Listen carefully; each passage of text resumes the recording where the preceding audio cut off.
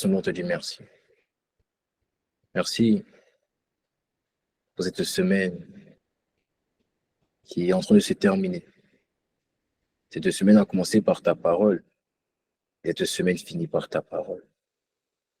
Et exactement 7 jours, nous étions dans ta présence. Et par ta parole, tu nous as fait du bien. Par ta parole, tu nous as édifiés. Par ta parole, tu nous as construits. Par ta parole, tu nous as renouvelés. Par ta parole, tu nous as restaurés. Si nous sommes connectés ce soir, ce n'est pas le fruit d'un hasard. C'est le fruit de ta simple grâce. Personne n'a mérité le souffle de vie. Si on devait voter pour savoir qui allait avoir le souffle de vie, aucun d'entre nous n'allait être élu, légitime d'avoir le souffle de vie. C'est seulement le fruit de ta grâce. Moi, je veux reconnaître ta grâce. Je suis un rescapé de la grâce. Je ne dois pas ma vie au miracle. Je ne dois pas ma vie à l'onction. Je ne dois pas ma vie aux âmes qui ont été gagnées. Je dois ma vie à la grâce. Je dois ma vie à toi. Je dois ma vie à toi. Ah, moi, je dois ma vie à l'Esprit de Dieu. Je dois ma vie au Saint-Esprit. Je dois ma vie à la communion avec le Saint-Esprit. Je dois ma vie à la conscience de Dieu en moi. Je dois ma vie au fait que je refuse de rester là où je suis. Je dois ma vie à toi, Jésus-Christ. Je suis tellement reconnaissant pour ta présence ce soir, parce que tu es là par ton esprit. Et nous voulons seulement te dire, viens, Saint-Esprit, viens régner au milieu de nous. Viens prendre les rênes. Il y a une personne qui en a marre de diriger sa vie d'elle-même. Pendant longtemps, tes parents ont dirigé ta vie. Pendant longtemps, tes émotions ont dirigé ta vie. Pendant longtemps, tes amitiés ont dirigé ta vie. Pendant longtemps, cette relation a dirigé ta vie. Pendant longtemps, tes blessures du passé ont dirigé ton futur. Mais aujourd'hui, Dieu, l'Esprit de Dieu veut régner. Ah, Saint-Esprit, nous te supplions. Il y a des hommes et des femmes de la présence. Il y a des personnes incapables, il y a des personnes imparfaites, mais qui ont besoin de rencontrer Dieu. Il y a des personnes qui ne savent pas parler, qui ne savent pas prier, qui ne savent pas adorer, mais qui ont besoin d'une rencontre, qui ont besoin d'un toucher, qui ont besoin d'un clin d'œil du Saint-Esprit. Ah, Saint-Esprit, feu de l'Esprit, et compassion de nous ce soir. Oh, viens nous saisir de tous les côtés, viens saisir nos bouches, que nos langues soient des feux, viens saisir nos cœurs de la parole de Dieu. Oh, brazakata, brekatara, brazokote, rebreya. Oh, charadasekata. Esprit de Dieu,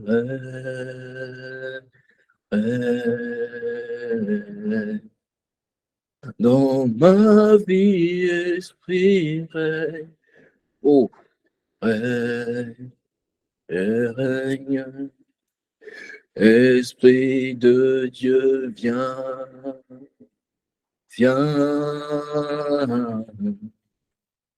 Dans ma vie, esprit, viens ce soir, viens. Esprit de Dieu, viens, oh, viens, viens dans nos vies, esprit, viens, oh, je suis désespéré, viens. Viens, viens, esprit de Dieu, viens trouver la soif en nous, viens trouver le cœur en nous, viens, oh, esprit de Dieu, viens, oh, Abba Père, viens, oh, Skaterebra, viens, esprit de Dieu. Viens, c'est le soupir, viens, qui précède le réveil, viens, qui précède l'effusion. Esprit de Dieu, viens, c'est le soupir qui déclenche le feu. Viens, oh, magnifique, viens, c'est le soupir des assoiffés. Esprit de Dieu, viens. Est-ce que quelqu'un peut soupirer? Viens. Est-ce que quelqu'un peut crier? Viens, viens seulement. Esprit de Dieu, viens. Ne regarde pas à ta droite ni à ta gauche. Viens, c'est un seul mot. Viens, c'est un seul chant. Esprit de Dieu, viens. Oh, dis-le lui seulement, viens. Oh, dis-le lui seulement, viens, viens. Oh, Esprit de Dieu, viens. J'en ai marre d'une vie sans toi. Viens, j'en ai marre d'un futur sans toi. Viens, je te veux. Esprit de Dieu, viens. Ah, magnifique. Viens. Oh, viens. Est-ce qu'il y a des assoiffés dans la place? Esprit de Dieu, viens. Tout le monde peut chanter ce chant. Viens, tout le monde peut crier ce chant. Viens, alors tu vas déclarer. Esprit de Dieu, viens. Un seul mot. Viens, mais tellement de portée. Viens, tellement de puissance. Esprit de Dieu, viens. ça veut dire atterrir. Viens, ça veut dire fais éruption. Viens dans les affaires des hommes. Esprit de Dieu, viens. Si tu existes, descends. Viens. Si tu existes, touche quelqu'un. Viens. Si tu existes, exprime-toi. Esprit de Dieu, viens. Révèle-toi à ma sœur, viens. Révèle-toi à mon frère, viens. Magnifique présence. Esprit de Dieu, viens. Oh, viens susciter. Viens la génération des David. Viens des adorateurs. Esprit de Dieu, viens. Les personnes qui soupirent, viens. Les personnes qui supplient, viens. Après l'Esprit de Dieu, Esprit de Dieu, règne, règne, règne. Dans ma vie, esprit règne, oh dis-le lui, règne, oh dis-le lui, règne, je ne veux que toi, esprit de Dieu, règne, ne laisse personne d'autre, règne, s'asseoir dans mon cœur, règne, s'asseoir dans ma vie, esprit règne, sois mon seul roi, règne, sois mon essentiel, règne, sois ma priorité, Esprit de Dieu, règne. Je comprends que tu ne chantes pas, règne, mais il y a une assoiffé connecté, règne, qui est en train de dire dans ma vie, esprit, règne. Toi, peut-être, tu n'as pas soif, règne, mais une personne qui est lassée, règne, il y a une personne qui en a marre, esprit de Dieu, règne, qui veut que sa vie change, règne, comme il a changé la vie de David, Jabez, règne, comme il a changé la vie de Jacob dans ma vie, esprit, règne. Alors si on a soifé, règne, c'est un simple mot, règne, mais tellement de portée, esprit de Dieu, règne, règne. Dans nos vies, esprit, règne.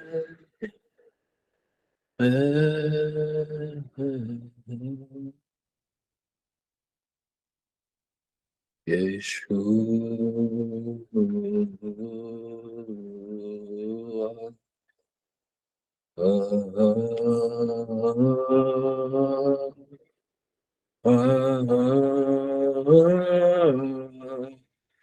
Oh, un seul nom, Yeshua.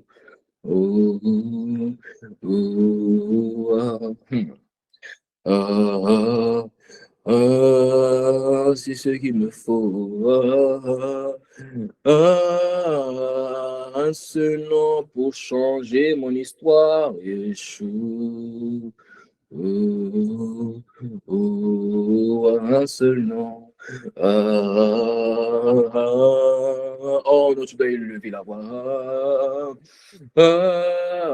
Il veut entendre ton soupir du haut de son ciel. Yeshua.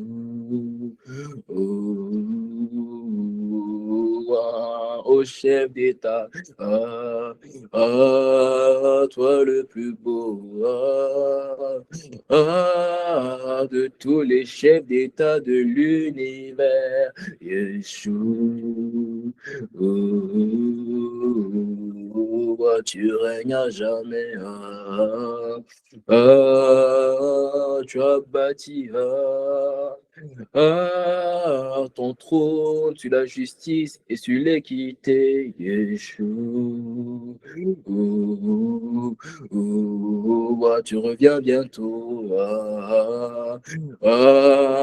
Oh, il y a un réveil qui arrive. Il y a une effusion qui arrive dans le cœur des hommes, Yeshua. Il y a une génération de David qu'il est en train de susciter.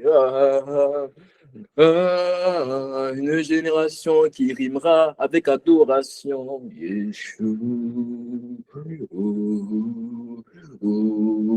Je vois des adorateurs de toute race.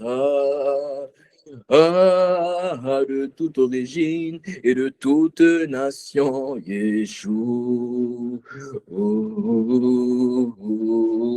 qui viennent dans la main, au pied du trône, un seul nom, mais tellement de puissance, Yeshua. Il a reçu le nom, le ciel du ciel, par lequel tout homme doit être sauvé, Yeshua.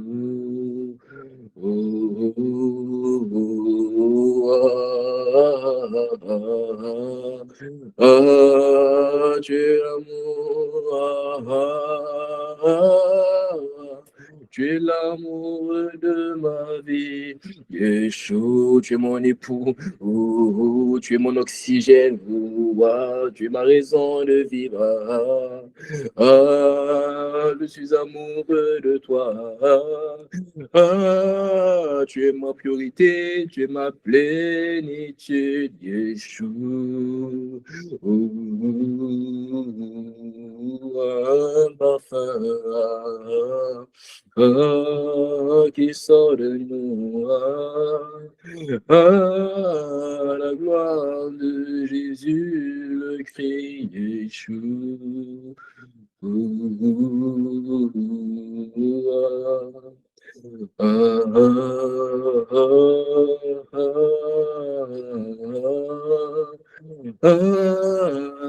Dis-le-lui dans un murmure doux et léger, Yeshua. Wow.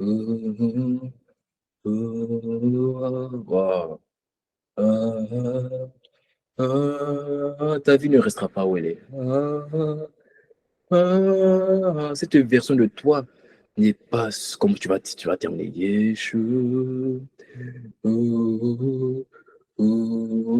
Tu rentres dans une nouvelle dimension. De romance, de communion et d'intimité, Yeshua.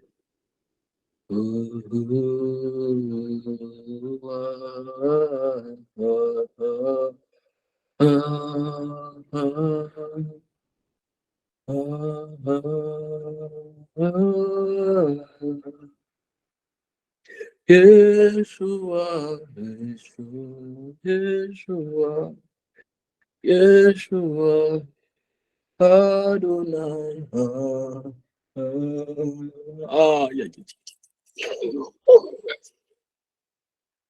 Yeah. Le nom de mon salut, Yeshua, Yeshua, Yeshua, Yeshua. Bien seulement, bien seulement. Atterri dans les affaires de mon frère, Yeshua. Atterri en ce lieu.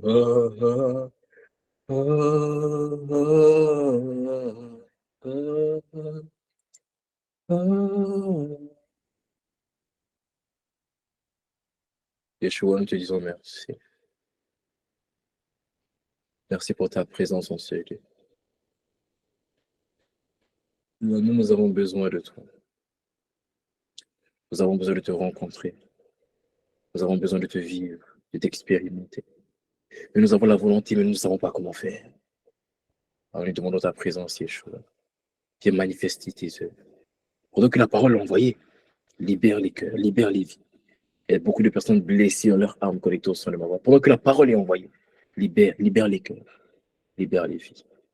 Guéris les malades, baptise du Saint-Esprit, bouleverse les cœurs, convertis les vies. Pendant que la parole est envoyée. À toi seul l'honneur, la louange et la gloire, Yeshua. Au nom de Jésus-Christ. Amen. Est-ce que quelqu'un peut mettre un bon en commentaire pour rendre gloire à Jésus-Christ? Et quand tu mets un bon amen en commentaire, brasé, côté. Oh, magnifique présence. Donc, tu mets un bon amen en commentaire, tu profites aussi pour mettre ta caméra, s'il te plaît. Amen. Tu profites aussi pour mettre ta caméra. Karere Sarawi Zikatan. Barosha. Karere Zakatan. Et présence de Dieu. C'est la gloire de Dieu. C'est la gloire de Dieu. Quand il vient, magnifique. Présence. Oh, il est là. Le Saint-Esprit est là.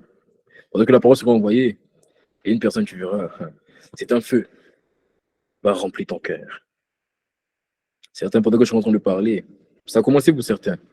Pendant que je suis en train de parler, c'est des larmes de liberté, des larmes de délivrance, de restauration. Pendant que la parole envoyée, des malades sont guéris. Pendant que la parole envoyée. Est-ce que quelqu'un peut mettre, profitez, mettez vos caméras, s'il vous plaît. J'ai envie de prêcher son visage devant moi. Je vois les visages devant moi. Donc, mettez vos caméras. Merci, merci, merci. Faites-le. Je vous attends.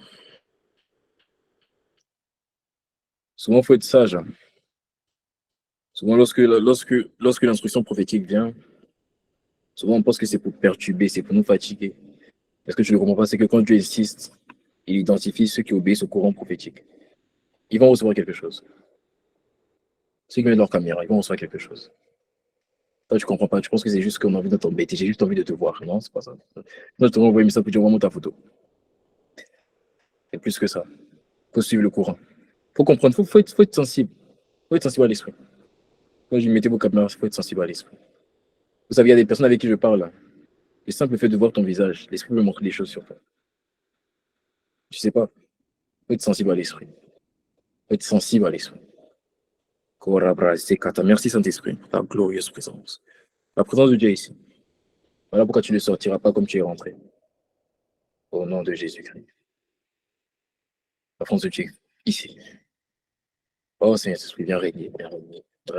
Ça va. Oh, magnifique. Amen. Oh, c'est pas pour commencer. Oh,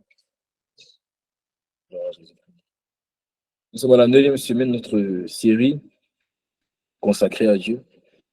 Nous sommes en train de parler actuellement de la consécration, ou encore je dirais de la sanctification. L'importance de la sanctification et la consécration, c'est de t'amener justement à sortir de ce qui était pour toi un combat, des combats, ce qui était pour toi des prisons, ce qui te rendait esclave.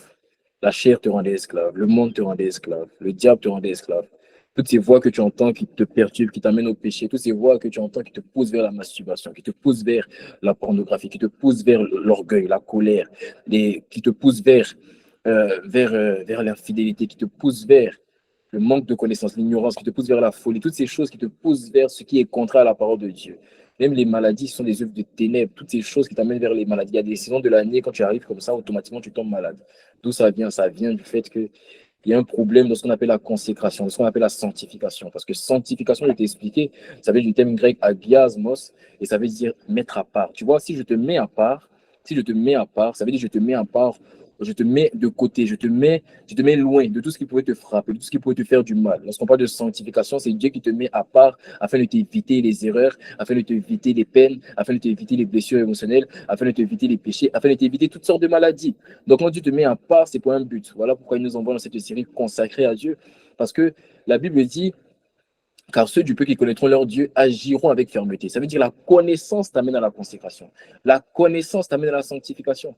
Voilà pourquoi depuis 9 semaines maintenant, nous prenons du temps pour savoir un peu c'est quoi la consécration, comment on se consacre, quelles sont les clés puissantes qui peuvent nous amener à nous consacrer. Et j'ai commencé à recevoir des témoignages, j'ai commencé à recevoir des témoignages des personnes qui ne sont pas encore parfaites, mais des personnes qui me disent que hier, par exemple, je tombais dans la masturbation, mais aujourd'hui, c'est bizarre, mais comme les pulsions viennent, c'est comme si j'arrive à répondre aux pulsions. C'est pas tous les temps, c'est pas tous les jours que j'arrive à tenir ferme, mais au moins quand la première fois que la parole vient, je dis je refuse, je dis non, je suis enfant de Dieu, je suis saint, sanctifié, mis à part, j'ai été appelé, j'ai été justifié par le sang, donc ça me permet de tenir. Et je suis reconnaissant à Dieu parce que peut-être je n'ai pas arrivé là où tu dois être, mais au moins tu n'es plus là où tu étais. Hmm. Je suis reconnaissant à Dieu pour l'évolution, pour l'amélioration. Je suis reconnaissant à Dieu pour le peuple qu'il est en train de bâtir. Je vois les cœurs, comment Dieu est en train de façonner les cœurs. Le prix n'est pas vain. Le prix n'est pas vain. La parole qui vient chaque vendredi, la parole qui vient chaque week-end, la parole qui vient chaque semaine dans les différents moments de prière qu'on a est une parole qui te construit. Les différents moments de prière qu'on a, ce sont les moments de prière pour te bâtir. Tu ne peux pas me dire que ça ne marche pas. Parce que ça ne marche pas pour toi, ce n'est pas la faute de la parole. c'est la faute du fait que tu n'es pas connecté. Parce que ça marche pour d'autres personnes. J'ai des dizaines de témoignages qui me prouvent que la parole qui est envoyée chaque semaine, que toutes les œuvres qu'on met en place chaque semaine pour aider les âmes, portent leur effet, jouent leur rôle, manifestent pourquoi Dieu a suscité cela. Donc tu ne peux pas me dire, tu peux tout me dire, mais tu ne peux pas me dire que ça ne marche pas. Tu ne peux pas. Parce que j'ai trop de témoignages. J'ai trop de témoignages de liberté, j'ai trop de témoignages de délivrance, j'ai trop de témoignages de guérison. La parole, quand il vient, la Bible dit, il envoie sa parole et les filles libérées de la fosse. Je prie que toutes les fausses qui te retenaient, tu en sortes au nom de Jésus. Que ce qui te gardait captif des prisons, ce qui t'a mené dans les prisons, ce qui t'empêchait d'être libéré, Père, étends ta main quand tu as étendu ta main sur moi. Que la main qui m'a sorti des prisons te fasse sortir des prisons au nom de Jésus. Tu ne resteras pas dans la peur. C'est fini cette saison où tu dormais avec la lumière allumée, cette saison où tu avais peur des insectes, tu avais peur. Non, non, non, non. Les inquiétudes de la crainte, le Seigneur étend sa main et il te fait sortir au nom de Jésus. Il te fait sortir au nom de Jésus. Oh, cette parole localise la personne qui a dit Amen. Amen. Brazé Kataba. Le titre de mon message aujourd'hui, c'est l'identité, une puissance ou un frein à ma consécration. L'identité, une puissance ou un frein à ma consécration. Waouh! L'identité. Lorsqu'on parle d'identité, ça nous ramène à la notion de qui je suis. Qui je suis. Tu vois, je me dirais, ah non, moi je m'appelle Joël. Non, comme toi. Joël, c'est pas ça ton identité. Joël, c'est Joël, c'est ton prénom, c'est ton nom, c'est ton appellation, c'est ce qui te définit. C'est comme ça on te catégorise. L'identité, c'est ce sur quoi tu as bâti ta vie. Alors, ce sur quoi tu as bâti ta vie, selon le titre de mon message, peut être une puissance pour te consacrer, mais en même temps peut être un frein, dépendamment de quelle est ton identité. C'est quelqu'un avec moi, mais je vais t'expliquer, tu vas comprendre. Ah, Jésus. L'identité, une puissance ou un frein à ma consécration. Il faut savoir concernant la consécration, mon frère et ma soeur, que la consécration n'est pas un long fleuve facile. La consécration, le fait de marcher dans la sanctification, le fait de sortir du péché et d'obéir chaque jour à la volonté de Dieu n'est pas un long fleuve facile. C'est un combat. Jésus même a reconnu, Jésus a reconnu que la consécration était un combat. Jésus a reconnu que la sanctification était un combat. Jésus a reconnu que être en accord continuellement, totalement, chaque jour avec la volonté de Dieu, c'est un combat. C'est un combat entre ta chair qui est faible et ton esprit qui est bien disposé. Il a dit, prêt afin de ne pas entrer en tentation. La chair est faible, l'esprit est bien disposé. La consécration, c'est un combat, ces deux entités-là. Ta chair qui est faible, c'est-à-dire ta chair qui est corrompue. Parce que lorsqu'on parle de chair faible, quand on parle de la faiblesse de la chair, on parle de la corruption de la chair. C'est-à-dire c'est une corruption. C'est-à-dire c'est ta chair qui est corrompue. Tes 500 sont corrompus. Ton toucher ne va jamais t'attirer par les choses de Dieu. Tes yeux ne vont pas d'abord être attirés par les choses de Dieu. Tu remarqueras que tes yeux, tes mains, tes oreilles, ta bouche sont d'abord attirées par les choses qui sont contraires à la volonté de Dieu. Tu vois, tu as remarqué que d'abord tes yeux sont attirés par le fait de regarder ce que Dieu ne veut pas que tu regardes, sans entrer dans les profondeurs. Je m'en plus. Amen. Donc tu remarques que ta chair est faible, parce que ta chair est corrompue. Donc quand il dit la chair faible, il parle d'une chair corrompue. Donc c'est la chair qui est faible qui combat ce que Jésus appelle l'esprit bien disposé. L'esprit bien disposé, c'est ton esprit. Ah oui, c'est ton esprit. Ton esprit a envie de faire la volonté de Dieu. Ton esprit a envie d'obéir. Ton esprit a envie d'accomplir ce pourquoi tu t'envoies sur la terre. Mais tu as remarqué à chaque fois que tu as envie d'avancer avec Dieu, tu es comme combattu, tu es comme ralenti. Il y a une guerre entre tes cinq sens. Il y a une guerre entre ta chair qui est faible et ton esprit qui a la volonté. Ton esprit qui veut prier. Ton esprit qui veut méditer. Ton esprit qui dit que moi la masturbation, c'est fini. Moi, la pornographie, c'est fini. Moi, la colère, c'est fini. Moi, les relations impudiques, c'est fini. Ton esprit est bien disposé. Ton esprit a la volonté. Si ça ne tenait qu'à ton esprit, si un homme était seulement esprit, c'était réglé alors. Parce que chaque esprit veut faire la volonté de Dieu. Parce que chaque esprit est un vide en forme de l'esprit de Dieu. Chaque esprit a besoin que l'esprit de Dieu règne en lui. Donc, il se sent faible. Il se sent vide sans l'esprit de Dieu. Il veut l'esprit de Dieu. Il est bien disposé. Il a la bonne volonté. Mais il y a une entité qu'on appelle la chair qui combat cela. Donc, la consécration sera toujours un combat entre la chair qui est faible versus l'esprit qui est bien disposé. Et vu que c'est un combat, vu que c'est une guerre, ça veut dire qu'il y a des armes pour combattre. C'est qu'avec moi, amen. Alléluia. Si c'est un combat, ça veut dire qu'il y a des armes pour combattre. De toute façon, on ne combat pas à main nue, on combat avec des armes. On combat avec des armes. David a dit, tu viens avec moi contre la lance. Moi, je viens au nom de Jésus, au nom de l'Éternel des armées. Tu vois, chacun avait une arme. Goliath avait la lance, David avait le nom de l'Éternel. Tu vois, donc il y a toujours une arme. Dépendamment de quelle est ton arme, c'est ça qui va déterminer comment tu vas gagner le combat. Mais il y a toujours une arme. Et on s'est rendu compte, toi et moi, dans les semaines passées, que dans le combat spirituel, dans le monde spirituel, l'arme, il y a une seule arme. Que ce soit pour ta chair ou pour ton esprit qui est bien disposé, il y a une seule arme qu'on appelle l'arme de la parole. C'est la parole. On dit souvent parole de Dieu, mais avant qu'une parole devienne parole de Dieu, elle est une parole. Est-ce que quelqu'un est avec moi? Avant que la Bible soit la Bible, elle est une parole. Avant que la Bible soit un livre, avant que la Bible soit la Bible, elle est un livre, c'est une parole. Avant que la parole de Dieu soit parole de Dieu, avant qu'un verset soit versé, c'est une parole. Donc, l'arme dans le combat spirituel, c'est ce qu'on appelle la parole. C'est ce qu'on appelle la parole. Alors, vu que c'est un combat entre la chair et l'esprit, la chair va envoyer des paroles ou va se servir de certaines paroles pour t'amener vers ses œuvres, pour t'amener vers les œuvres de la chair que la Bible parle dans Galates 5, comme étant l'impudicité, la colère, la jalousie, comme étant le fait d'être fanfaron, l'orgueil, comme étant la culpabilité, comme étant toutes ces choses. Amen. Donc, la chair va utiliser des paroles, ou la chair va t'envoyer des paroles. Quand je parle de paroles, je parle de voix que tu vas entendre, que ce soit dans ta chair, dans tes pulsions, c'est ça que tu vas entendre dans ta manière de réfléchir, dans tes pensées, dans ton système de pensée. C'est des paroles qui viennent de tous les côtés. Amen. Tu vas le sentir, tu sens dans tes pulsions. Tes pulsions sont des paroles. On a parlé, on a dit que les pulsions sont des paroles qui sont comme du feu. Ce que la Bible appelle ma parole est un feu. Amen. C'est des pulsions. C'est-à-dire que tu ressens que ce qu'il y a, ta chair te dit tombe dans le péché. C'est des pulsions. Amen. On va parler là-bas. Le message a déjà été fait. Alléluia. OK? Donc la chair envoie des paroles ou se sert de paroles pour t'amener vers ses œuvres. Mais de la même manière, l'esprit aussi, vu que c'est un combat entre la chair qui est faible et l'esprit bien disposé va aussi t'envoyer des paroles, va aussi t'envoyer des signaux pour dire là-bas, on ne jalouse pas. Ici, on ne fait pas, on ne manifeste pas l'orgueil. Ici, on manifeste le pardon. Ici, on manifeste la joie. Ici, on manifeste la paix. L'esprit aussi va t'envoyer des paroles ou va se servir de certaines paroles, c'est-à-dire va se servir de certaines paroles que tu as entendues, certaines paroles que tu as méditées pour te rappeler, pour te pousser à ses œuvres. Si quelqu'un est encore avec moi, il me met amen. Ah, brasage, kitarabai. Là, je suis encore dans mon introduction. Je suis quand même content parce qu'aujourd'hui, je pensais, vous savez, c'est tout un plaisir. C'est un prix de chercher Dieu chaque semaine. C'est un prix. Mais c'est un plaisir d'entendre sa voix.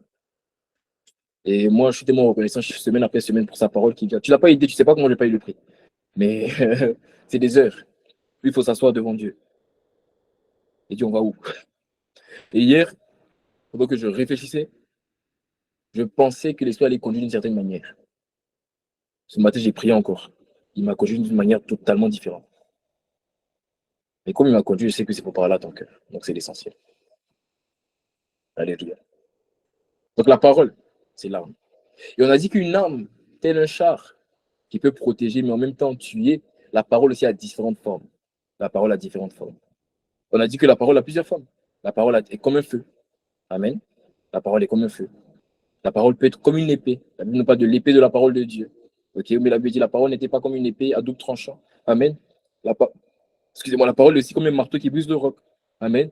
La parole, je me suis rendu compte aujourd'hui en méditant que la parole aussi est comme une nourriture. Voilà pourquoi Jésus a dit, mais voilà pourquoi Jésus a dit, mais l'homme ne se nourrira pas seulement de pain, mais de toute parole qui sort de la bouche de Dieu. Donc la parole aussi nourriture. Amen. Donc la parole a plusieurs formes. Et actuellement, nous sommes en train de parler de la forme de la parole dans sa forme marteau. Amen. Dans sa forme marteau. Pourquoi nous parlons de la parole? Je te rappelle, la parole est l'arme. Donc on est en train de parler de comment agir avec cette arme. Comment utiliser cette arme bénéfique, de manière bénéfique, pour nous faire sortir de cette guerre, nous faire emporter sur la chair. Et tu vas gagner au nom de Jésus. J'ai dit, tu vas gagner au nom de Jésus. Prends l'habitude de dire Amen lorsque les paroles sont envoyées. Prends l'habitude. J'ai dit la semaine dernière, je suis la manifestation des paroles qui ont été envoyées. Je ne me suis pas levé comme ça un matin et Dieu a fait de moi ce que je suis devenu. J'ai appris à dire Amen. J'ai appris à reconnaître que la parole vient de la bouche de Dieu et la bouche d'un homme. J'ai appris à faire la différence que la parole est spirituelle et que la parole est charnelle. Gloire soit rendue à Dieu de ce que quand je m'assois sur cette chaise, aucune parole n'est charnelle. Toute parole vient de la bouche de l'esprit. Selon que l'écrit c'est poussé par l'esprit de Dieu que des hommes ont parlé de sa part. Je déclare que tu vas gagner ce combat. Je déclare que si tu es connecté au son de ma voix, tu ne resteras pas où il est. Même le jour où tu voudras abandonner la foi, il y aura une main, la main qui est sur moi. Elle va venir te prendre pour t'obliger. Toi qui m'écoutes. Tu as été mis à part juste parce que tu t'es connecté. Tu es mis dans une alliance. Même le jour où tu voudras abandonner, il y a une main qui va te porter. Tu ne peux pas abandonner. Tu diras à la voix, mais pourquoi je ne peux pas abandonner? Il te dira, parce que j'ai un serviteur. J'ai une alliance avec lui. Et il a dit, il te met dans son alliance. À cause de cette alliance, tu peux abandonner. Que cette grâce soit relâchée au nom de Jésus-Christ. Amen. Donc actuellement, nous sommes en train de parler de la parole dans sa forme marteau. Jérémie 23, verset 29, nous allons voir le verset sur lequel nous sommes basés. La Bible dit dans Jérémie 23, verset 29, la Bible dit, ma parole n'est-elle pas comme un feu, dit l'Éternel, et comme un marteau qui brise le roc. Amen. Il dit, ma parole n'est-elle pas comme un feu, dit l'Éternel, et comme un marteau qui brise le roc. Amen. Alors, je t'ai expliqué la semaine dernière, que le roc ici, le roc, c'est les paroles sur lesquelles tu as bâti ta vie. Je t'ai expliqué que dans la Bible, lorsqu'on parle de roc, on parle d'une parole. Lorsque Jésus donne la parabole sur le roc et la maison, le roc le symbolise lui-même. Mais Apocalypse te dit que Jésus est la parole de Dieu. Donc, il est en train de parler. Donc, le roc, c'est une parole. Le roc symbolise toujours une parole. Amen. Donc, quand on parle d'un marteau qui brise le roc, il faut savoir c'est quoi le roc. Le roc, en fait, ce sont les paroles sur lesquelles ta vie a été bâtie. C'est-à-dire, c'est tes valeurs. C'est l'éducation que tu as reçue. Amen. C'est l'éducation que tu as reçue. C'est la perception, ton système de pensée, la manière dont tu réfléchis. Il y a beaucoup de personnes ici, vous réfléchissez comme des païens, mais pourtant vous êtes chrétiens. C'est un roc. C'est un roc. Ça vient de comment tu as grandi. Ça vient de comment tu as parlé. Tu as dit non, on peut être fille chrétienne et puis porter des crop tops. Son ventre est dehors, faire des photos, se mettre, se cambrer. Il n'y a pas de problème. De toute façon, moi, je n'ai pas demandé à un garçon de me regarder. Hein. S'il me regarde, c'est son problème. Mais ce que tu ne comprends pas, c'est que je t'ai dit que l'homme est attiré. Lorsque je t'ai dit que l'être humain est corrompu par ses cinq sens. C'est ce qui déplaît à Dieu qui l'attire. Alors tu diras, mais je n'ai pas demandé à un homme de me regarder. Mais il faut comprendre que des Joël, il n'y en a pas partout. Moi, tu peux faire ça. Moi un petit tiré ça, hein. Et faut que ça, je les remets à leur place. Je vais pas, non, non, non, non. Moi, je vais t'envoyer un message pour te dire ce que tu fais là. Ça n'aide pas les gens. Il y a ça, mais non, non, elles me connaissent pour ça. Moi, j'ai pas. Tu peux être là. Il y a des choses, c'est pas parce qu'on est impudique, c'est parce qu'on a conscience que ce que tu fais, ce que tu montres, moi, je m'en fous, parce que moi, je suis déjà mort. Mais je pense à un petit frère qui est en train de lutter et qui va juste voir une épaule. Dès qu'il voit une épaule, on n'a pas tous le même niveau. Donc, l'amour de Dieu nous amène à comprendre que vu qu'on n'a pas le même niveau, on va faire en sorte que tout le monde demeure ferme. Ah oui, très important. Amen. Donc, le roc, c'est les paroles sur lesquelles tu as bâti ta vie. Ton système de pensée, ta manière de voir des choses, ta perception, ta vision, là où tu te vois demain. Si je te pose la question, tu te vois dans 10 ans, tu me diras beaucoup d'argent, tu me diras beaucoup de maisons. Tu n'as pas compris. Toi, tu veux réussir ta vie, tu veux réussir dans la vie. Tu ne veux pas réussir ta vie. Ta vie, c'est ce pourquoi tu t'envoies sur la terre. C'est l'opportunité qui t'a donné de manifester les œuvres pour lesquelles ils t'envoient. Toi, tu veux réussir dans la vie. C'est-à-dire, tu vas avoir tout ce que les hommes ont dit réussite. Argent, maison. Mais tu peux réussir dans la vie, ne pas réussir ta vie. Parce que ta vie, c'est des projets de bonheur et non de malheur. Je veux plus que tu réussisses ta vie au nom de Jésus. Amen. Donc, le roc, c'est les paroles sur lesquelles tu as bâti ta vie. C'est bon pour le verset. Et alors, il faut comprendre de ce roc que, il faut comprendre du roc que le roc, c'est-à-dire les paroles sur lesquelles tu as bâti ta vie, peuvent être en accord ou contraire à ce que Dieu dit de toi. Ça veut dire ton identité, hein, parce que quand je parle de roc, je parle de ce que tu as bâti ta vie, c'est en quelque sorte ton identité. Parce que tu es le résultat de ton identité. Il faut savoir ça. Ce que tu manifestes aujourd'hui est le résultat de qui tu es. Et le résultat de qui tu es. Ce que tu... Alors, si tu manifestes des œuvres qui sont contraires à l'esprit, c'est justement parce que tu ne sais pas ce que Dieu a dit de toi. Amen. Mais ça, on va aller là-bas. Tu vas comprendre. Tu vas comprendre. Si tu avais continué encore, Amen, je suis en train d'enseigner, je suis en train de rentrer dans mon message là, je suis en train de l'introduire. Amen. Donc, ton identité peut être en accord ou en même temps contraire à ce que Dieu a dit de toi. C'est-à-dire, ce sur quoi tu as bâti ta vie peut être en accord ou contraire à ce que Dieu a dit de toi. Alors, comment on sait si ce sur quoi tu as bâti ta vie est en accord ou contraire à ce que Dieu a dit de toi? C'est lorsque tu regardes l'état de ta vie. Parce que je t'ai expliqué la semaine dernière que ton identité, c'est comme un fondement d'une maison. Si tu vois dans une maison un toit qui est penché, tu sais automatiquement que les fondements sont mal placés. Si tu vois dans une maison un mur qui est fissuré, tu sais automatiquement que les fondements sont mal placés. Donc, quand ta vie reflète le péché, les blessures émotionnelles, quand ta vie reflète des choses qui déplaisent à Dieu, quand ta vie reflète les maladies, reflète les blessures émotionnelles, reflète le manque de connaissance, l'ignorance de Dieu, c'est la preuve que tu as un problème d'identité. C'est la preuve que tu ne sais pas qui tu es, mais tu sauras qui tu es. Tu as vu, je n'ai pas dit tu sauras qui tu vas être, tu sauras qui tu es. Tu l'es déjà, mais tu ne sais pas que tu l'es déjà. Voilà pourquoi Dieu m'envoie par l'enseignement, par l'onction du Saint-Esprit, pour t'amener à comprendre qui tu es déjà. Oh, merci Père de ce que tu illumines les yeux de nos cœurs. Merci parce que Dieu n'est pas en train de parler aux oreilles de quelqu'un. Il est en train de parler au cœur de quelqu'un. Et je suis reconnaissant. Et sa parole est comme un feu ce soir, en train de bouillonner dans le cœur de quelqu'un. C'est des écailles qui sont en train de tomber des yeux. Magnifique Saint-Esprit, fais ton ministère. Alors, l'identité est le fondement de ta maison. Donc, quand ta vie ne reflète pas, quand ta vie ne rend pas visible les œuvres de l'Esprit de Dieu, tu ne peux pas nous dire que ton identité est bien, que tu as une bonne identité. Non, c'est pas possible. Parce que si un toit d'une maison est penché, c'est que les fondements ont un problème. C'est que les fondements ont un problème. L'état des fondements révèle l'état de la maison. L'état de ton identité révèle l'état de ta vie. L'état de ta vie révèle l'état de ton identité. C'est la même chose. Amen. Le roc d'une personne, c'est le fondement de la vie d'une personne. C'est son identité tout simplement. C'est son identité tout simplement.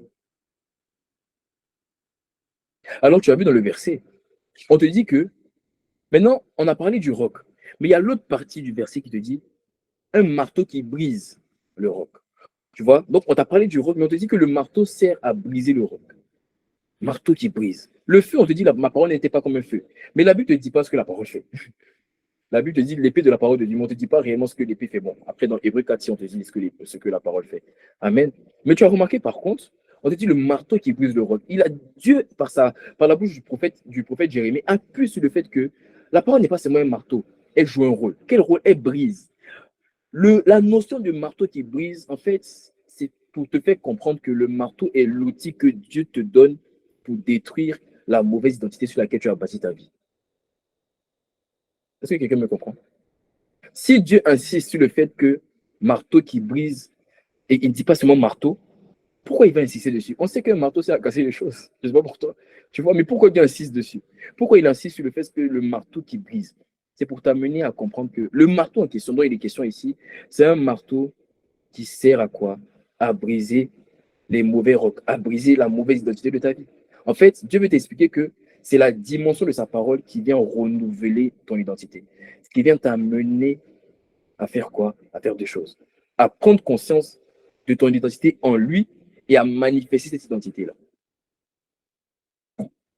Parce que ne te rappelle pas, rappelle-toi, je t'ai dit la semaine dernière que le deuxième secret pour se consacrer, c'est qu'on a dit le premier, c'est se livrer à Dieu. On a dit le deuxième, c'est quoi? C'est avoir conscience et manifester notre identité en Christ. C'est ce qu'on s'était dit la semaine dernière. Je t'ai parlé de l'identité. La deuxième clé pour se consacrer, c'est avoir conscience de mon identité en Christ et c'est manifester cette identité-là. Donc, ce marteau, qui est la parole de Dieu, vient briser le roc. Autrement dit, ça vient briser la mauvaise identité que tu as. Le fait que ta vie a été bâtie sur des paroles aujourd'hui qui te poussent au péché. Le fait que ta vie a été bâtie sur des raisonnements aujourd'hui qui t'empêchent de chercher la liberté. Il y a beaucoup de filles aussi, si vous combattez avec les règles douloureuses, parce que vous avez vu des journaux vous dire que c'est normal, vous pensez que c'est normal. Viens me dire que c'est normal.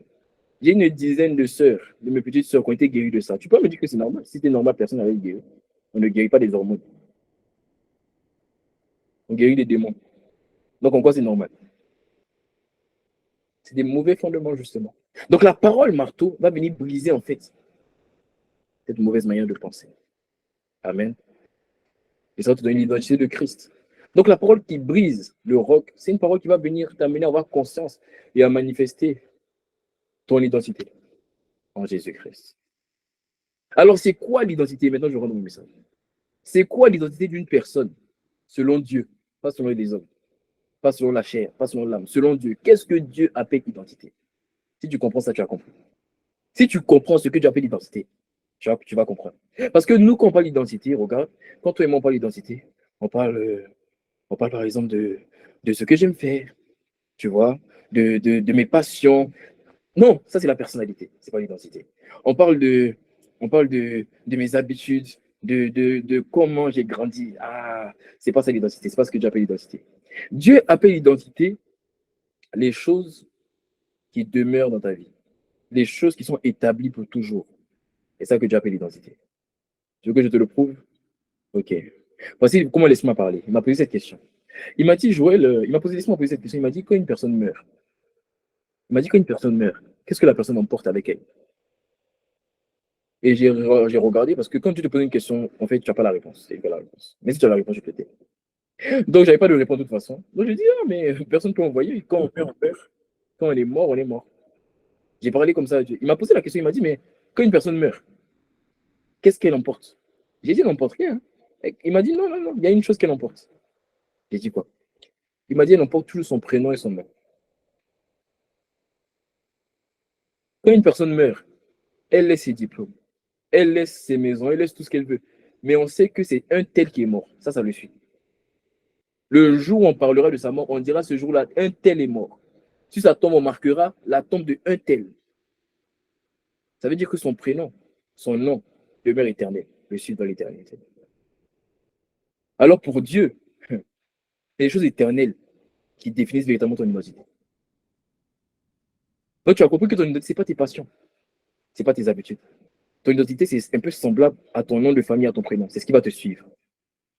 C'est ça que Dieu appelle l'identité.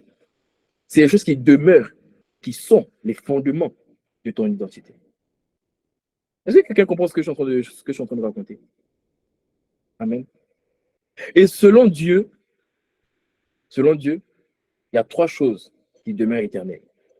Donc, c'est ces trois choses-là que je vais t'expliquer.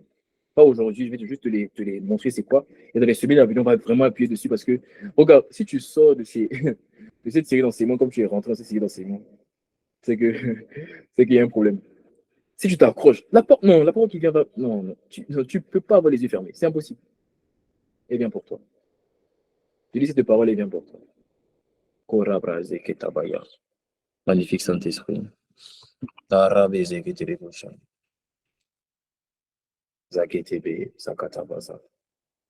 Amen.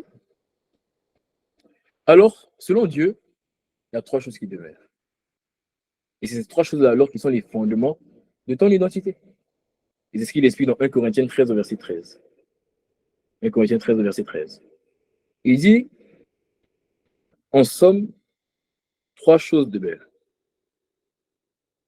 La foi, l'espérance et l'amour. Ça veut dire les trois fondements de ton identité en Christ. C'est-à-dire ce que Dieu dit que tu es. Sont dans la foi, l'espérance et l'amour. Parce que je ne vais pas te dire que Dieu dit que tu es foi. Non, Dieu, tu n'es pas foi. Tu es un homme de foi. Alors que je dis que ça est dans la foi. Amen. Tu n'es pas espérance, c'est dans l'espérance. On se voit quelque part. Donc, ces trois choses demeurent. La foi, l'espérance et l'amour. Alors, qu'est-ce que ça veut dire? Ça veut dire que la foi, l'espérance et l'amour sont les trois fondements de ton identité. Sont les trois fondements de ton identité. Et Dieu m'a parlé. Je ne vais pas vraiment appuyer dessus parce qu'il a commencé à me parler de la foi, de comment on manifeste, de comment on se sert de la foi pour sortir du péché. Il a déjà commencé à me parler. Je vais t'expliquer dans les semaines à venir. Tu n'as pas envie de rater cette série. Il a commencé à me parler de comment on utilise la foi. Je n'avais jamais compris ça comme ça. Mais si tu sais qu'on peut utiliser la foi pour sortir du péché, voilà pourquoi il dit tout ce qui naît de Dieu triomphe du monde et la victoire qui triomphe du monde, c'est la foi. Hey, comment ça? Bon, je ferme le réma. Les semaines prochaines. Il a commencé à me parler. Aïe, aïe, aïe, aïe. Qui dit avec moi? Aïe, aïe, aïe, aïe, aïe, aïe. Ah. Amen. Alors, vu que c'est les trois fondements, la foi, l'espérance et l'amour, et que je te dis que c'est avoir conscience et manifester ton identité qui te fait sortir de ce qui n'est pas de ce qui déplaît à Dieu, alors c'est lorsque tu auras conscience de la foi, l'espérance et l'amour, et que tu vas manifester la foi, l'espérance et l'amour, automatiquement, ça va te donner une vie différente. Avoir conscience et manifester cette identité-là, la foi, l'espérance et l'amour, te donne automatiquement une vie différente. Et Dieu m'a parlé. Dieu m'a parlé. Il m'a parlé encore, il m'a dit, Joël, tu sais,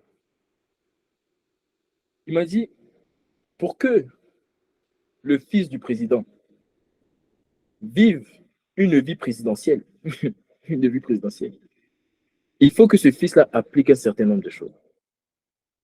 Le fils du président ne va pas vivre la vie présidentielle s'il n'a pas appliqué un certain nombre de choses.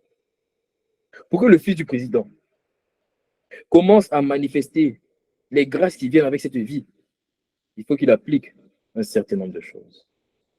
La première des choses, c'est que ce fils en question doit savoir que son papa est devenu président ou qu'il est président. Ça, c'est la première des choses. Il doit le savoir. Il doit le savoir. La deuxième des choses, il doit accepter que son papa est président. Autrement dit, il doit en prendre conscience. Il doit prendre conscience que mon papa est président. Amen. Parce que tant que tu ne sais pas que ton papa est président, toi, tu n'as rien à voir. Voilà. Si tu n'as pas accepté ça ou si tu ne peux pas manifester. Parce que tu es comme un rebelle. Tu te révoltes. Ça, c'est les deux premières choses. Et la première des choses, c'est qu'il doit décider de vivre comme tel. Il doit décider de vivre comme le fils d'un président. Avec les grâces qui sont attachées à cette vie, mais aussi avec les sacrifices qui sont attachés à cette vie. Parce qu'être fils de président veut dire que tu ne peux pas tout faire. Mais en même temps, tu as accès à beaucoup de choses. Mais en même temps, tu ne peux pas tout faire. C'est quelqu'un avec un bon amen. Ah, maintenant, je vois qu'il commence à comprendre. Ah, on y va. Alors, Dieu m'a dit, tu vois, cet exemple du fils de président, en fait, est un exemple qui t'explique, en fait, la question de l'identité. Comment je peux être fils du président sans manifester les grâces présidentielles? Juste parce que je n'ai pas su, parce que je n'ai pas pris conscience, ou parce que je n'ai pas décidé de vivre. J'ai l'identité de président, de fils du président, mais je ne le manifeste pas. Pourquoi? Je ne sais pas. Je n'ai pas accepté. Je n'ai pas décidé de le manifester. Alors Dieu m'a parlé encore. Et c'est dans ça que je vais appuyer mon message. Il m'a dit il y a 4 cas de figure en ce qui concerne les problèmes d'identité. C'est-à-dire, lorsque tu vois une personne qui a un problème d'identité, c'est que cette personne se trouve forcément dans une de ces 4 catégories. Alors, si tu as un problème d'identité, tout simplement pour le savoir, je t'ai dit, ta vie reflète des choses qui ne sont pas, qui sont contraires à la volonté de Dieu. Ça veut dire que tu as un problème d'identité. Donc maintenant, ça veut dire que tu fais partie de ces 4 catégories. Dans les semaines à venir, on va vraiment appuyer sur chaque catégorie, que chacun s'identifie, que chacun se transforme. Mais en fait, c'est fort, parce que ce seul message-là m'amène à comprendre là où on s'en va pour les mois à venir. Je sais maintenant comment on s'en va. Amen. Là, je sais. Là, c'est bon, vers les yeux. C'est comment il va nous conduire. Et il m'a dit, en fait, le point, c'est une question d'identité. Quand mon père spirituel est venu ici, poussé par l'esprit, il nous parlait de l'identité. Je ne comprenais pas. Maintenant, l'esprit est en train de vraiment appuyer sur la parole qui a été relâchée par le Père. Amen. Donc, il y a 4 cas. Lorsque tu vois une personne qui a un problème d'identité, c'est qu'elle se trouve forcément dans une de ces 4 catégories. La première catégorie, l'esprit m'a dit, c'est ce. Bon, je te dirai, hein, je crois, si tu es dedans, tu sauras t'identifier. Si tu es honnête avec toi, tu sauras t'identifier. Amen. La première catégorie, c'est ceux qui ne savent rien de leur identité. Donc, c'est ceux qui ne savent pas que leur papa est devenu président. C'est ceux qui ne savent rien de la foi, qui ne connaissent rien de l'espérance, qui ne connaissent rien de l'amour. C'est ceux qui ne savent pas que la Bible dit, oh, sans la foi, il est impossible de plaire à Dieu. C'est ceux qui ne savent même pas c'est quoi la foi. Ils ne savent pas que la foi est une ferme assurance des choses qu'on espère, une démonstration de ce qu'on ne voit pas. Ils n'ont pas la connaissance de la foi. Ils ne savent pas c'est quoi la foi. C'est ceux qui ne connaissent pas l'espérance. Ils ne savent pas qu'après la vie, après la mort, après la vie, il y a la mort et il y a la résurrection. C'est ceux qui ne savent pas qu'il y a ce qu'on appelle l'enlèvement. C'est ceux qui ne savent pas qu'il y a ce qu'on appelle l'éternité avec Dieu. Et que c'est ce que tu vas faire ici qui va déterminer ton éternité. C'est ceux qui ne savent pas que s'ils sont venus sur la terre, c'est pour accomplir ce qu'on appelle une destinée. Et c'est le fait d'avoir accompli ta destinée qui va déterminer tes bénédictions et tes cadeaux dans l'éternité. Ils ne le savent pas. En fait, c'est pas qu'ils n'ont pas envie de le manifester, c'est qu'ils ne le savent pas. Ils ne connaissent pas ces choses. Ils n'ont jamais appris ces choses. Tu vois, ils n'ont jamais appris ces choses. Ils ont un problème d'identité parce qu'ils ne savent pas. Ils ne savent pas c'est quoi on appelle l'espérance. Ils ne savent pas c'est quoi on appelle l'amour. Ils ne savent pas que l'amour de Dieu est déversé dans nos cœurs par le Saint-Esprit. Donc, ils font un effort à aimer. Alors que si tu n'as pas besoin de faire un effort à aimer, j'ai déjà déversé ça dans ton cœur. Donc, en fait, c'est juste un problème de. Ils ne savent pas. Ils ne connaissent pas. Ils ne sont pas cultivés spirituellement. Ils ne sont pas cultivés. Ça, c'est le premier cas de figure. Eux, pour les faire sortir de là, c'est très facile. Il faut les confronter à la parole de Dieu. Il faut les ouvrir à la parole de Dieu. Il faut qu'ils écoutent les enseignements. Et c'est ce que je dis. Dans les semaines à venir, on va prendre vraiment, si l'Esprit permet, on va prendre vraiment cas par cas. Vous expliquer comment on fait. Parce que, regarde, je peux parler. Parce que, regarde, tu vois, je vais t'expliquer les différents cas. Mais tu vas voir que dans une telle situation, par exemple, dans la maladie, en ce qui concerne la maladie, tu peux être dans le cas numéro 1. Tu ne sais pas que par ces médecins, tu es guéri. Donc, tu subis la maladie. Mais par contre, dans le péché, là, tu sais que Dieu n'aime pas le péché. Donc, en fait, là, c'est juste, ça, c'est plus la question de tu sais pas. Là, tu sais que Dieu n'aime pas ça. Mais la maladie, pour toi, c'est normal, c'est naturel. Donc, tu subis la maladie, mais tu ne subis pas le péché. Tu vois? Donc, en fait, c'est pas qu'une personne est dans une catégorie pour toutes les choses qui la concernent. Elle peut être dans différentes catégories. Voilà pourquoi, semaine après semaine, on va vraiment prendre du temps pour vraiment appuyer dessus. Est-ce que quelqu'un comprend ce que je suis en train de dire? Amen. Je suis en train de poser les bases. Ça va être un enseignement sur beaucoup de sucre, quelques semaines quand même, je pense. Amen. Donc, la première catégorie, c'est ceux qui ne le savent pas. Eux, il faut juste qu'on leur révèle qui ils sont véritablement. Il faut juste qu'on leur ouvre les yeux sur leur identité. C'est tout ce dont ils ont besoin. Ça, c'est le premier cas de figure. Le deuxième cas de figure, c'est ceux qui n'ont pas conscience de ce qu'ils savent. Ils n'ont pas conscience de leur identité. Autrement dit, je dirais, ils n'ont pas accepté. Donc, ils n'ont pas conscience de la foi. Ils n'ont pas accepté qu'il est écrit. Or, sans la foi, il est impossible de plaire à Dieu. Que celui qui s'approche de croire que Dieu existe et qu'il est le rémunérateur de ceux qui le cherchent. Donc, en fait, comment on sait qu'ils n'ont pas accepté? C'est que quand ils s'approchent de Dieu, ils ne croient pas que Dieu va les récompenser. Parce qu'ils n'ont pas accepté que Dieu récompense. Pour eux, Dieu ne récompense pas. Pour eux, Dieu regarde seulement, Dieu observe, il juge seulement. Tu sais qu'il peut récompenser, mais tu n'as pas accepté. Eux, ils n'ont pas accepté l'espérance. Ils savent qu'il y a une éternité, mais ils n'ont pas accepté de vivre pour l'éternité. Ils le savent, mais ils n'ont pas décidé de se mettre à part, de manifester les œuvres de la lumière qui condamnent les ténèbres afin de nous conduire dans la lumière éternelle qui est Jésus-Christ dans l'éternité. Ils le savent, mais ils n'ont pas accepté, ils n'ont pas pris conscience. Ce n'est pas leur obsession, ce n'est pas leur possession, ça ne les possède pas. Ils ont une conscience, ils sont juste cultivés. Ils ont le savoir, ils n'ont pas la conscience. Ils connaissent la foi, ils connaissent l'amour. Ils savent que Dieu a dit pardonner, mais ils ne veulent pas le faire. Non, je ne sais pas qu'ils ne veulent pas le faire. C'est qu'ils n'ont pas accepté de le faire. C'est deux choses différentes. Ils n'ont pas accepté de le faire. Amen. Ils n'ont pas pris l'initiative de dire que je décide de manifester toutes les paroles de Dieu. Ils n'ont pas conscience que c'est pour leur bien. Ils n'ont pas conscience de ça. Ils le savent, mais ils ne savent pas pourquoi ça s'applique à eux. Est-ce que quelqu'un comprend? Ils se demandent, mais pourquoi moi? Pourquoi à moi? Ils savent pas que en fait, ils se posent la question, mais pourquoi? En quoi ça va leur faire du bien? Ils n'ont pas accepté la parole. C'est ce que Jésus disait. Il disait, la parole vint, elle ne porta aucun fruit en eux parce que la parole n'a pas trouvé de foi en eux. Ça n'a pas trouvé quelque chose qui a pu accepter la parole. Ils n'ont pas pu accepter la parole. Ils n'ont pas pris conscience de la parole. Ça, c'est le deuxième cas de figure. Le troisième cas de figure, c'est c'est les bandits. C'est ceux qui ne veulent pas. Eux, ils ne veulent pas manifester la foi, l'espérance et l'amour. Eux, c'est pas que eux, ils ont accepté. Hein. Voilà. Eux, bon, après, ils peuvent ne pas avoir accepté aussi. Tu vois. Mais eux, ils sont d'accord avec le fait que oui, il faut pardonner. Ils ont conscience que c'est bien pour leur âme. Ils ont conscience que ce n'est pas se moquer, c'est une bonne chose. Que ne pas juger le prochain, c'est une bonne chose. Mais eux, ils ne veulent pas. Voilà, voilà, on ne veut pas. Seigneur, on ne veut pas. Ton amour, on ne veut pas. Voilà, on ne veut pas aimer, on ne veut pas être joyeux. Ils savent que Dieu te dit la joie d'éternel est ma force, mais ils ne le veulent pas.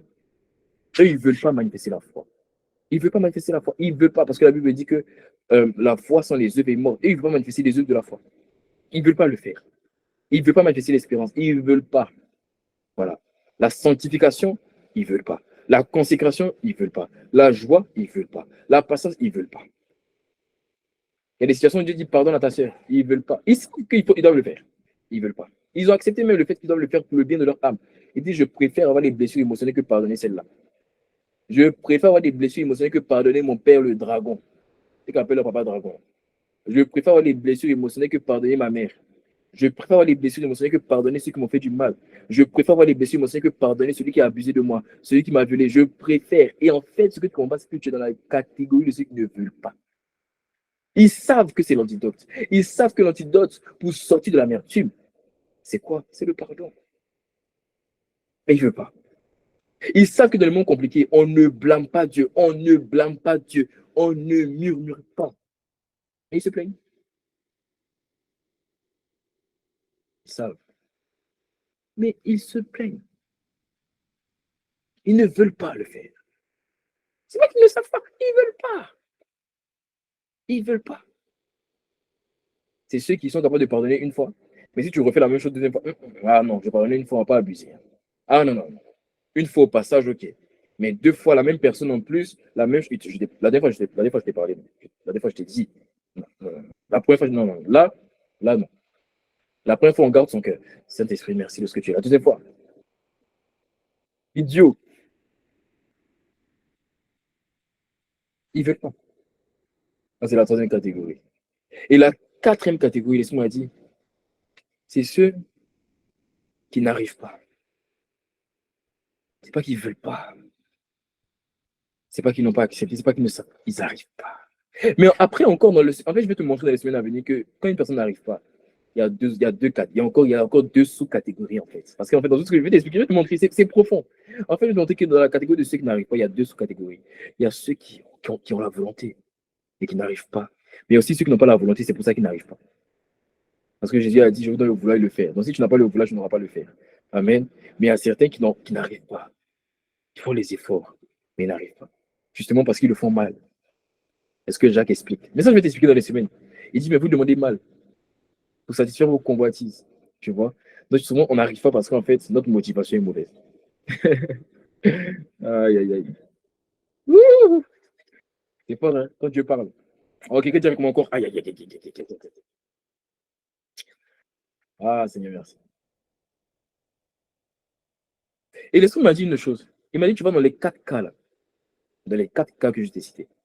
Dans les 4 cas, ce qui t'empêche de le faire, à chaque fois, quels que soient les cas, cette chose qui t'empêche, cette chose qui joue un frein à ton savoir, qui joue un frein à ta conscience, qui joue un frein à ta volonté, ou qui joue un frein à ta capacité, je répète, dans ces 4 cas-là, la chose qui joue un frein à ton savoir, le fait de je sais, qui joue un frein à ta conscience, le fait du fait que j'accepte, qui joue un frein devant ta volonté de manifester, le fait que je veux le faire, ou encore qui joue un frein devant j'arrive pas à le faire, c'est-à-dire ta capacité. Laisse-moi dire que dans les 4 cas, ce qui bloque, tu sais c'est quoi? C'est un roc. C'est une parole. C'est un roc. C'est un fondement. Que la Bible appelle quoi? Forteresse. Quand tu ne sais pas, c'est qu'il y a une forteresse. Quand tu ne connais pas ton identité, c'est qu'il y a une forteresse. Quand tu n'as pas accepté ton identité, c'est qu'il y a une forteresse qui t'empêche de le faire. Quand tu ne veux pas la manifester, c'est qu'il y a une forteresse. Quand tu n'arrives pas, c'est qu'il y a une forteresse. C'est une forteresse. C'est une forteresse. Et une forteresse, vu que c'est une voie, alors tu as compris, c'est un roc. Voilà pourquoi on te parle du marteau qui brise le roc. C'est quoi les forteresses? 2 Corinthiens 10, au verset 4 à 5. Je vais t'expliquer. La Bible dit, car les âmes avec lesquelles nous combattons ne sont pas charnelles, mais sont puissantes par la vertu de Dieu. Pour renverser les forteresses. Laisse-moi là. Laisse-moi là, laisse-moi là. Pour renverser les forteresses. Les forteresses sont divisées en 2 choses. Amen. Qu'on appelle des raisonnements et des auteurs. Verset 5. Il dit maintenant, nous renversons les raisonnements et les auteurs qui s'élèvent contre la connaissance de Dieu. Et nous amenons toute pensée captive à l'obéissance à Christ. Amen, garde-moi le verset. L'Esprit m'a dit une chose. Il m'a dit à chaque fois que tu vois une personne qui ne connaît pas son identité, qui ne l'a pas accepté, qui ne veut pas manifester son identité, qui n'arrive pas, c'est qu'elle est faite face forcément à une forteresse. C'est-à-dire, soit elle fait face à un raisonnement, soit elle fait face à une auteur, soit elle fait face aux deux. Automatiquement. Parce que les forteresses, c'est 2 choses. C'est un raisonnement et une auteur. C'est quoi un raisonnement, c'est quoi une auteur? Raisonnement vient du mot grec logismis. Tu vois, ça nous ramène à la notion de logique. En fait, ça veut dire calcul, supposition. Raisonnement, en fait, tu vois, c'est toutes les voix que tu entends lorsque tu t'approches, de quelque chose qui va t'amener à connaître davantage Dieu. Parce qu'il dit quoi? Il dit qu'il s'élève contre la connaissance de Dieu. En fait, tu n'as pas remarqué, à chaque fois que tu veux faire la volonté de Dieu, tu veux prier un raisonnement, quand tu dis, ah non, mais tu vas à l'école tout de suite, attends. C'est un raisonnement. La voie contraire à ce que l'Esprit te dit de faire, c'est ce qu'on appelle un raisonnement.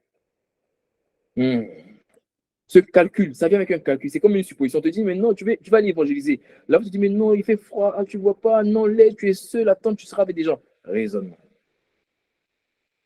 Réveille-toi pour prier, non, tu es fatigué, tu as dormi tard, tu dois aller à l'école. Raisonnement. Est-ce que toi, tu dors moins que moi?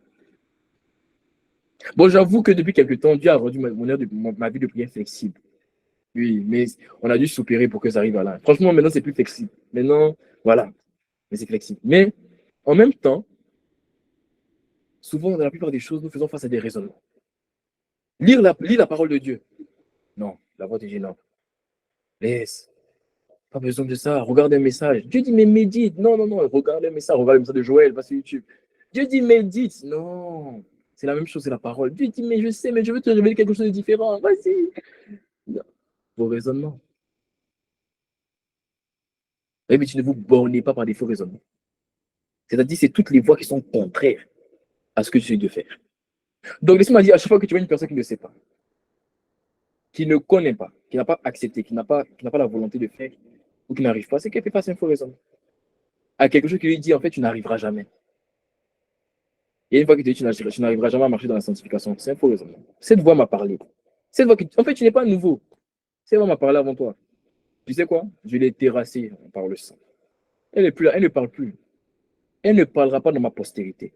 Aucun de mes enfants va entendre, qu'ils soient naturels ou spirituels. Ils n'entendront pas cette voix. Cette voix d'échec, cette voix de condamnation, de culpabilité qui m'avait parlé pendant des mois et des mois.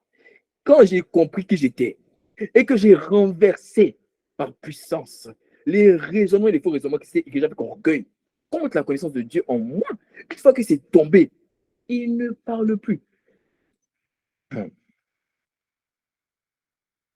Celui qui a fait tomber ses raisonnements dans ma vie, il fait tomber ses raisonnements dans ta vie aussi. Ces voix contraires à la volonté de Dieu. Ça, c'est les raisonnements. Maintenant, il te dit, il y a les raisonnements. Il y a ce qu'on appelle les auteurs. Les auteurs, ça vient du mot grec opsoma. C'est qu'avec mes bébés, amen. Ça vient du mot grec opsoma. Opsoma, ça veut dire quoi? Ça veut dire barrière. Ou encore, ça veut dire mur. Ça veut dire quelque chose qui est érigé, montagne. Amen. Alors, je vais t'expliquer c'est quoi un opsoma. Parce que laisse-moi montrer un peu ce qu'est un opsoma. Un raisonnement, c'est quelque chose qui est logique. Voilà, c'est quelque chose en fait, en fait, toi-même, ça t'amène à te dire, c'est Dieu qui a parlé ainsi. Amen, ça c'est un raisonnement. Mais auteur, en fait, c'est à chaque fois que tu fais la volonté de Dieu, tu te sens incapable. J'ai l'impression que pour faire, tu vas surmonter une montagne. C'est une auteur.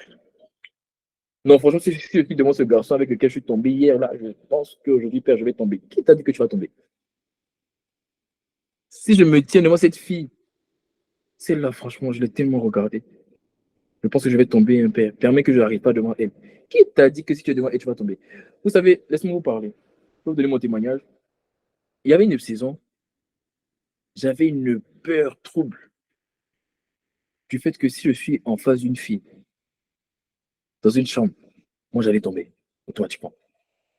T'as dit, donc mes prières étaient focalisées au fait de Père, éloigne-moi de toute chose qui me permet d'être seul à seul avec une fille. Mais il y aura des circonstances dans la vie où le diable va essayer de te piéger. Ah, tomber. Il y aura des circonstances dans la vie où tu ne sauras même pas. Et puis tes yeux ont vu. Est-ce que tu vas faire comme David, qui n'a pas su garder son cœur parce que David était rempli de hauteur.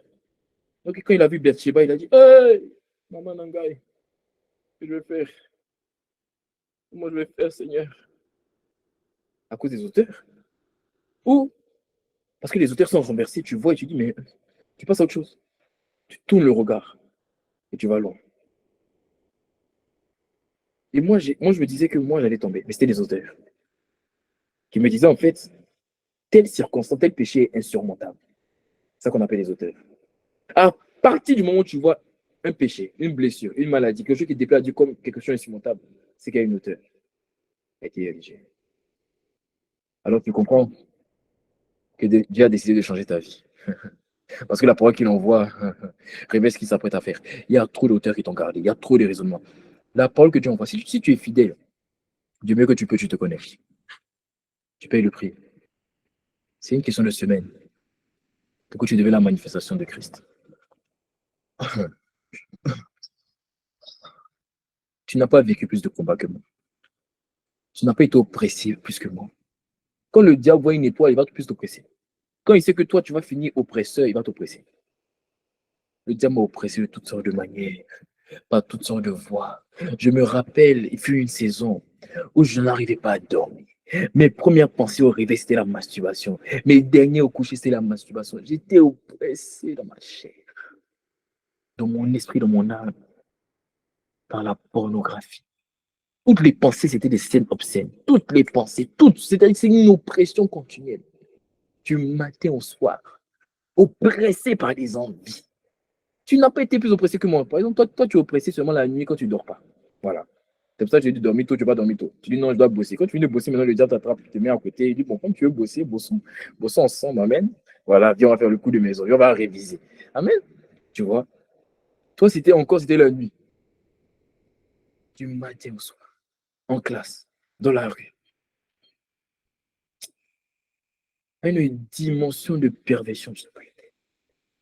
oppressé de mon espace, oppressé par la peur. On le m'a troublé quand j'étais petit, hein. Vous savez pas. Moi, je dormais comme ça. Pendant que je dors la nuit, quelqu'un vient me tape. Je me réveille, on me griffe. On enlève mon drap sur moi. J'ouvre les yeux, il n'y a personne. Des choses, des ombres dans ma chambre. Oppressé toute ma vie par la peur. J'ai dormi la lumière, j'ai redormi la lumière allumée jusqu'à l'âge de 16 ans, 17 ans. Oppressé par la peur. Tu sais pas c'est quoi être oppressé par les maladies. Tu sais pas. Ah, mon Dieu, tu sais pas c'est quoi être oppressé par la maladie. Tu sais pas c'est quoi être assis comme ça. Et tu es oppressé, tu as l'impression que c'est quand tu entends avoir une crise cardiaque. Tu sais pas c'est quoi être là, tu as l'impression qu'on est en train de t'étouffer de tous côtés. Tu comprends pas. C'est quoi être là et tu perds ta respiration. Tu sais pas c'est quoi être oppressé par la culpabilité, par la tristesse. Tu sais pas. Tu sais pas c'est quoi. Tu penses que ce que tu vis, tu es le premier, la première à vivre. Il y a une personne qui a été 10 fois plus oppressée. Mais sa mère est venue me faire sortir. Son amour m'a transformé. Son amour m'a renouvelé. Son amour m'a fait sortir de ce qui était pour moi des prisons. Il est venu me prendre, il a étendu la main sur moi. Voilà pourquoi ton cas là, c'est pas le cas le plus compliqué. Mon cas était plus compliqué que le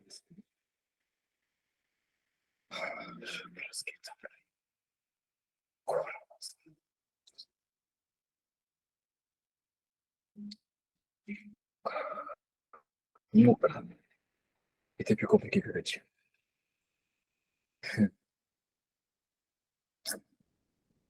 Les raisonnements, je connais.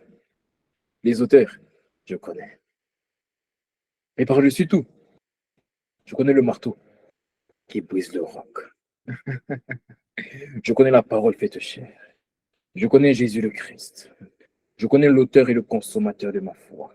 Je connais l'amour du Dieu véritable. Je connais le plus admirable, le plus glorieux, le plus majestueux de tous les chefs d'État de l'univers de l'éternité. Je connais le plus beau de tous les fils des hommes.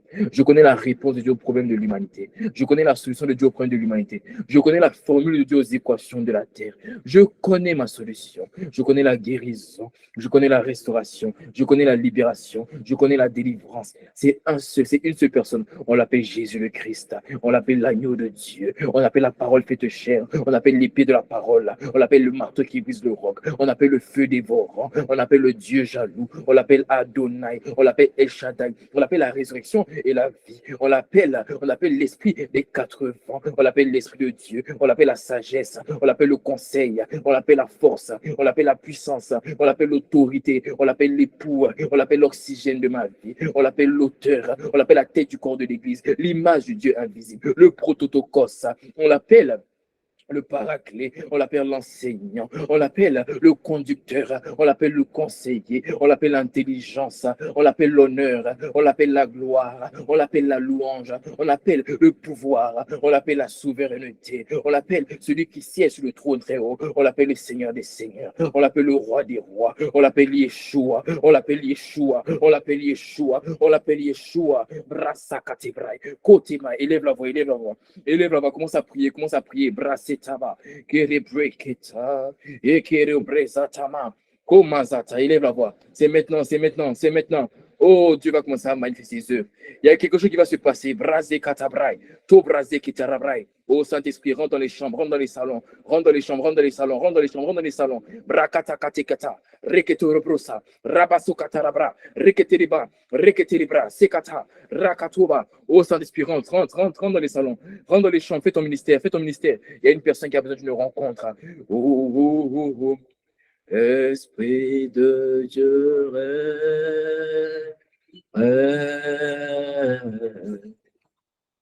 dans ma vie, esprit règne. Oh, règne. Lève les mains, lève les mains, lève les mains. Règne, lève les mains. Esprit de Dieu, viens. Ça veut dire localise-moi. Viens, viens. Dans ma vie, esprit, viens. Oh, oh, chata. Keta brasa. Kota brasa kata. Mikata bari. Esprit de Dieu, viens. Viens, viens. Dans ma vie, Esprit, viens. Viens, viens. Esprit de Dieu, viens. Oh, ça va, viens. Viens. Dans ma vie, Esprit, viens. Oh, Shabrazi Katarabraya. Je vais compter jusqu'à 10. Et quand je vais compter jusqu'à 10, il y a une personne qui a besoin d'une rencontre avec le Saint-Esprit.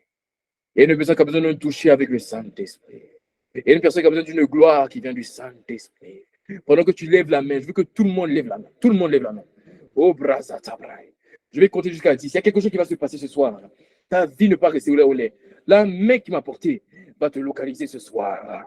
Oh, il va te faire entrer dans mon alliance. Il y a le sang qui va parler. Le Dieu de jugement, oh, Dieu jaloux, feu dévorant de Dieu, a dit ça, opère tes jugements, a dit ça, manifeste tes œuvres, a dit ça, fais ton ministère, lève la main, brasse katabaya, kote rebus kontarike heise, priketaka mantaya, 1, 2, 3, 4, 5, 6, 7, 8, 9, 10. 10, c'est le chiffre. C'est le chiffre d'une rencontre. C'est le chiffre d'une destinée qui est changée. Que la gloire de Dieu t'environne. Que la gloire de Dieu t'environne. Que sa présence te localise. Qu'un feu tombe sur toi. Qu'un feu tombe sur toi. Qu'un feu tombe sur toi. À toi qui as levé la main. Que la gloire te localise. Brateketo. Preskata praisata. Preketikito skati. Prasataya. Thomas ketapara. Kopresketerebosha. Oh, Saint-Esprit de Dieu, fais ton ministère. Fais ton ministère. Fais ton ministère seulement. Saint-Esprit, Saint-Esprit, Saint-Esprit, Saint-Esprit. Dans ma vie, Esprit règne. Aïe, aïe, aïe, aïe, aïe, aïe, aïe, aïe. Oh, prasata perekataba. Esprit de Dieu. C'est un feu qui tombe maintenant. C'est les dons spirituels qui sont relâchés. C'est le baptême de l'esprit qui est communiqué. C'est des guérisons qui sont manifestées. C'est des jugements qui sont opérés. C'est une destinée qui est bouleversée. Esprit de Dieu. Oh, ma oh, dans ma vie, esprit. Oh, Esprit de Dieu, Esprit de Dieu. Aïe, aïe, aïe, oh, réveille, oh, viens régner seulement. C'est un avant-goût, l'Esprit me dit. L'Esprit me dit, écoute-moi. Il me dit, c'est un avant-goût du Shift Together qui arrive. C'est un avant-goût du Shift Together. C'est un avant-goût. C'est un avant-goût. Je t'ai dit, la main qui est sur moi te localise. La main qui est sur moi tombe sur toi. Oh, au son de ma voix, au son de la voix de son serviteur. Que les jugements soient opérés. Que la gloire de Dieu remplisse les chambres, remplisse les chambres. Bratake, Kobra Satabaya, Keto Brasketo Manzanta Kaba.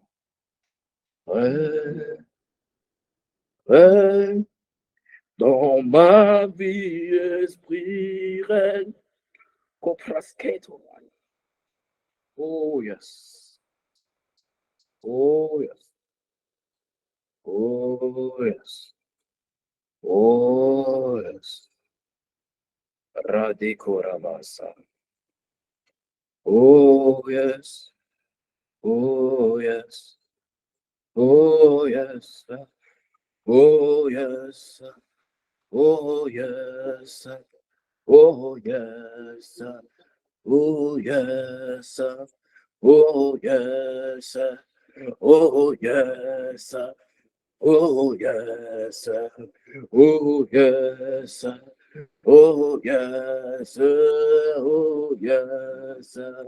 Oh yes. Oh yes.